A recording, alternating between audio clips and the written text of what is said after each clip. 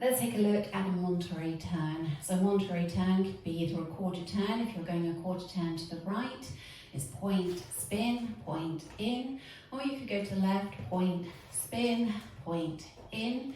You can also make a half Monterey, point, spin, point in, or we could make the turn to the left, point, spin, point in. So let's take a look at this Monterey and how to do the footwork. So we're going to do it first of all, aiming towards making a quarter turn to the right, but we're not putting the turn in just yet. We're going to get the footwork first. So point the right out to the side, don't put any weight in that right at all. Bring it back in, step all the way into that right. Now the left is free, and point the left and bring it in next to the right and step down on it. So we were pointing the right to the side, point, step it in, point the left, step it in. Okay, so we do that again, point in, point in. Now all that's going to happen is after you point the right to the side, you're going to allow your left shoulder to come back slightly, so you're looking towards 10:30. As you bring the right foot in, you're going to come up onto the ball of the left foot, and you're going to turn your head and shoulders to face 3 o'clock, or a quarter turn to the right, in. And that's allowed you to make that quarter turn. Now remember, we now point the left to the side and step it in, okay? So the footwork was point in, and all that changed was that we used our head and shoulders to look a quarter turn to the right, point, spin, point, in. So footwork doesn't change just because you're putting a turn in. Don't forget to go up onto the ball of your left foot as you make the spin turn, because you need that to be able to move easily on the floor.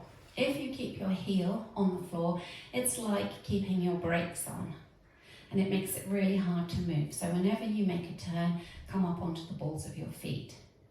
So do it together again, point the right, bring it in as you make that turn, point the left, bring it in. In order to know which way to turn, just remember that whichever leg is pointing out first, that's the direction you want to look.